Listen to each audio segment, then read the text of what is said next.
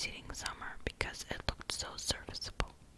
One was a black and white checkered sateen which she had picked up at a bargain counter in the winter, and one was a stiff print of an ugly blue shade which she had purchased that week at a Carmody store.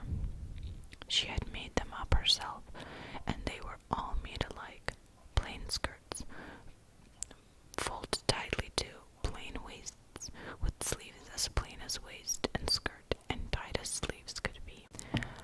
"I'll imagine that I like them," said Anne soberly. "I don't want you to imagine it," said Marilla, offended. "Oh, I can see you don't like the dresses. What's the matter with them? Aren't they neat and clean and new?" "Yes." "Then why don't you like them?" They're not pretty," said Anne reluctantly. "Pretty?" Marilla sniffed. "I didn't trouble my head about getting pretty dresses for you. I don't believe in pampering vanity, Anne. I'll tell you that right off. Those dresses are good, sensible, serviceable dresses, without any frills of furbelows about them, and they're all you'll get this summer. The brown gingham and the blue print will do you for school when you begin to go. The sateen is for church and Sunday school. But I'll expect you to keep them neat and clean and not to tear them. I should think you'd be grateful to get most anything after those skimpy, winsy things you've been wearing." "Oh, I am grateful," protested Anne, "but I'd be ever so much more grateful if you'd made just one of them with puffed sleeves." "Puffed sleeves are so fashionable now. It would give me such a thrill, Marilla, just to wear a dress with puffed sleeves." "Well, you'll have to do without your thrill. I haven't any material to waste on puffed sleeves. I think they're a ridiculous looking thing anyhow. I prefer the plain, sensible ones. But I'd rather look ridiculous when everybody else does than plain and sensible all by myself," persisted Anne mournfully. "Trust you for that. Well, hang those dresses carefully up in your closet and then sit down and learn the Sunday school lesson. I got a quarterly from Mr. Bell for you, and you'll go to Sunday school tomorrow," said Marilla, disappearing downstairs in high dudgeon. Anne clasped her hands and looked at the dresses. "I did hope there would be a white one with puffed sleeves," she whispered disconsolately. "I prayed for one, but I didn't much expect it on that account. I didn't suppose God would have time to bother about a little orphan girl's dress. I knew I'd just have to depend on Marilla for it. Well, fortunately I could imagine that one of them is of snow-white muslin with lovely lace frills and 3 puffed sleeves." The next morning, warnings of a sick headache prevented Marilla from going to Sunday school with Anne. "You'll have to go down and call for Mrs. Lynde, Anne," she said. "She'll see that you get into the right class. Now mind you behave yourself properly. Stay to preaching afterwards, and ask Mrs. Lynde to show you your pew. Here's a cent for collection. Don't stare at people, and don't fidget. I shall expect you to tell me the text when you come home." Anne started off, irreproachable, arrayed in the stiff black and white sateen, which, while decent as regards length and certainly not open to the charge of skimpiness, contrived to emphasize every corner and angle of her thin figure. Her hat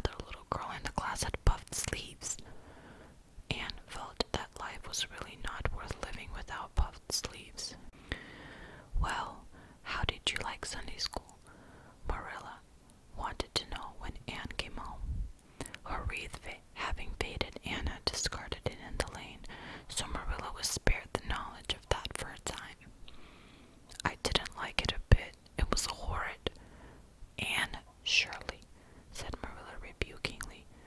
Anne sat down on the rocker with a long sigh, kissed one of Bonnie's leaves, and waved her hand to a blossoming fuchsia. "They might have been lonesome while I was there," she explained. "And now about the Sunday school. I behaved well, just as you told me. Mrs. Lynde was gone, but I went right on myself.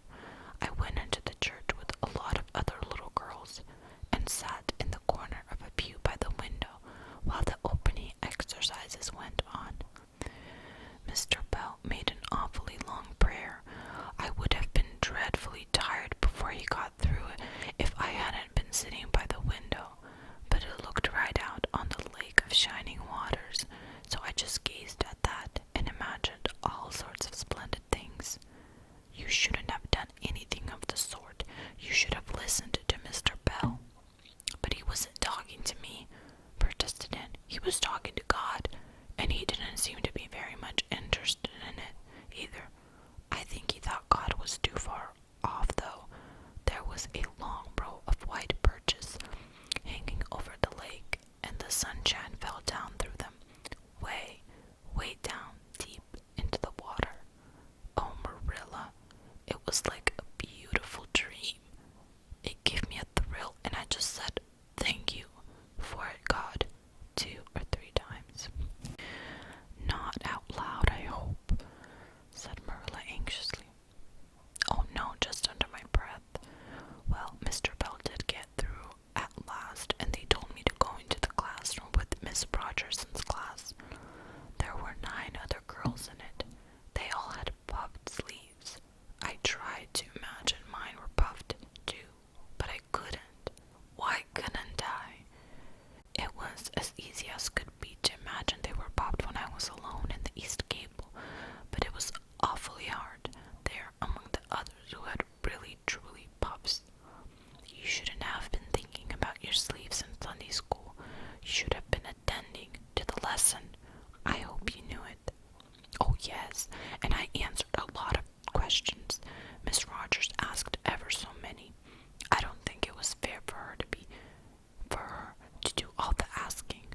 There were lots I wanted to ask her, but I didn't like to because I didn't think she was a kindred spirit." Then all the other little girls recited a paraphrase. She asked me if I knew any. I told her I didn't, but I could recite "The dog at his master's grave" if she liked. It wasn't a really truly religious piece of poetry, but it's so sad and melancholy that it might as well be. She said it wouldn't do, and she told me to learn the 19th paraphrase for next Sunday. I read it over in church afterwards, and it's splendid. There are 2 lines in particular that just thrill me.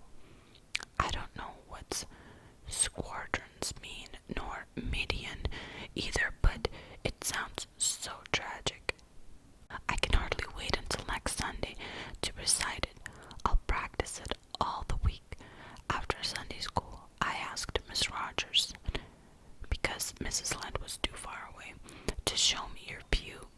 I sat as still as I could, and the text was Revelations, 3rd chapter, 2nd and 3rd verses. It was a very long text.